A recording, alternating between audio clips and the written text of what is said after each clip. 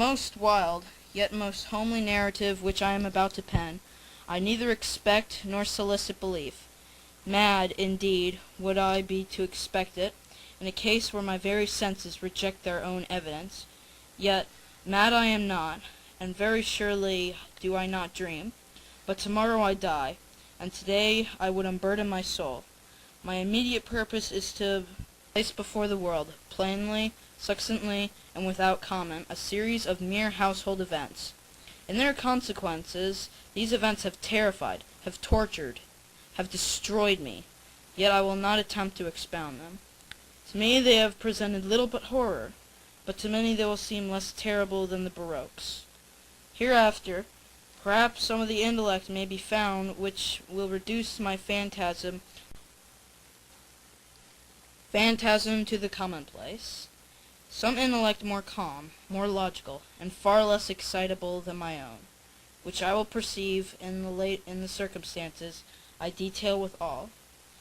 Nothing more than an ordinary succession of very natural causes and effects. From my infancy I was noted for the delicacy and humanity of my disposition. My tenderness of heart was even so conspicuous as to make me the jest of my companions. I was especially fond of animals, and was indulged by my parents with a great variety of pets. I married early, and was happy to find in my wife a disposition not uncongenial with my own. The cat I owned was a remarkably large and beautiful animal, entirely black and sagacious to an astonishing degree. In speaking of his intelligence, my wife, who at heart was not a little tinctured with suspicion, made frequent allusions to the ancient popular notion, which regarded all black cats as witches in disguise. Not that she was ever serious upon this point. Pluto was my favorite pet and playmate. I alone catered to his every need, and he constantly cheered me with his company upon my lap. Our friendship had been long-lasting, and I intended to keep it that way. But unfortunately, things began to take a turn for the worse, and I began to feel the effects of everything, and with dire consequences. What is the matter with me? Something has been right for these past few days. I've somehow become more irritable, more moody, and less caring for other feelings. All the while, I have been so cruel to my wife, using foul language and threatening her with violence. I even began to mistreat and neglect my pets, except Pluto.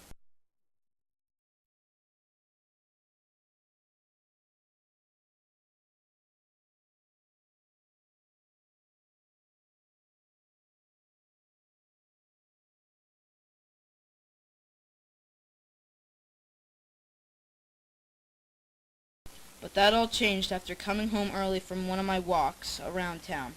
Pluto accidentally crossed my path, nearly tripping me, and in a fit of my rage seized the poor animal.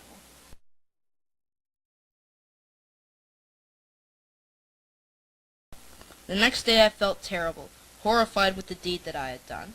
But my sadness formed into irritation, and one day I hung the poor animal. I hung it only because it had loved me, only for the sake that it was wrong.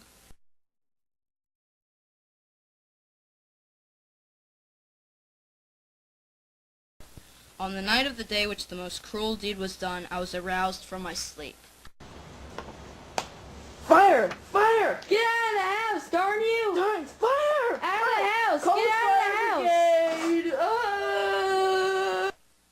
It was with difficulty that my wife, a servant, and myself made our escape from the conflagration. The whole house was blazing. The destruction was complete. My entire wealth was swallowed up, and I resigned myself thenceforth to despair. I am above the weakness of seeking to establish a sequence of cause and effects between the disasters and the atrocity, but I am detailing a chain of facts and wish not to leave even a possible link imperfect.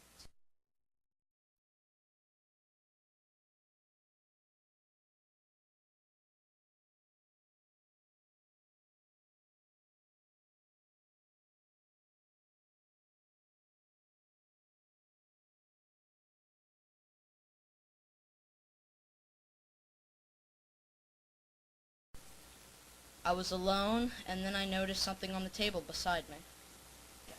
It was another black cat, similar to Pluto, but this wasn't completely black. It had a small white spot. I loved the cat just as if he was Pluto, but after a while he began to disturb me and frighten me, and I avoided him.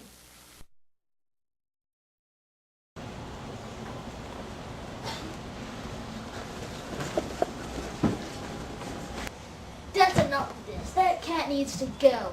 Tomorrow he dies. That's it! I'm finally going to end you! No, don't! Stop! That's what you get.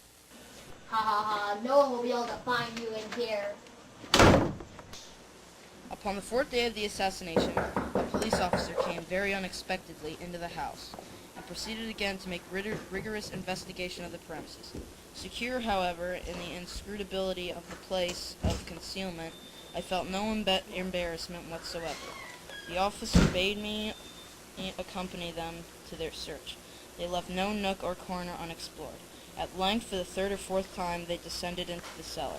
I quivered not a muscle. My heart beat calmly as the one who slumbers in innocence. I walked to the cellar. I walked the cellar from end to end. I folded my arms upon my bosom, and roamed easily to and fro. The police were thoroughly satisfied, and prepared to depart. The glee at my heart was too strong to be restrained. I burned to say, if but one word, by way of triumph, and to render doubly sure I thank you for your time. their assurance of my You think so, sir? guiltlessness. Yes, I feel that my investigation is complete. Well, I'm delighted to have allayed your suspicions. I wish you all health and a little more courtesy. By the by, sir, this is a very well-constructed house, if not an excellently well-constructed house. But may God shield and deliver me from the fangs of arch-fiend. No sooner had the reverberation of my blows sunk into silence than I was answered by a voice from within the tomb, but a cry, at first muffled and broken, like the sobbing of a child, and then quickly swelling into one large, loud... Of my own thoughts it is folly to speak. Swooning, I staggered to the opposite wall. For one instant the party on the stairs remained motionless, through extremity of terror and awe. In the next dozen stout arms were toiling at the wall. The corpse, already greatly decayed and clotted with gore, stood erect before the eyes of the spectators. Upon its lap, with red extended mouth and solitary eyes of fire, it sat the hideous beast whose craft had seduced me into murder, and whose informing voice had consigned me to the hangman. I had walled up the monster within the tomb.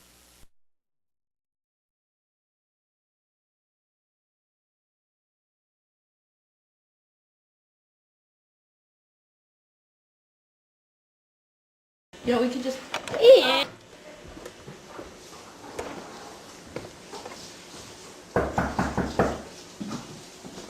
Well, I thank you for your time here. Leaving so soon? Yes, I feel that my investigation is complete. Well, I'm delighted to have allayed your suspicions. I wish you all health and a little more courtesy. No, stop! Sir, are you leaving so soon? Yes, I feel that my investigation is complete. Well, I'm delighted to have allayed your suspicions. I wish you all health and a little more courtesy. By the by, sir, this is a very well-constructed house. If not, excellently constructed house. These walls, are you going, sir? Are solidly put together. Okay,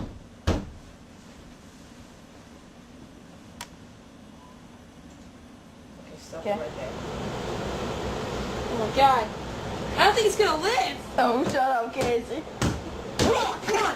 You back.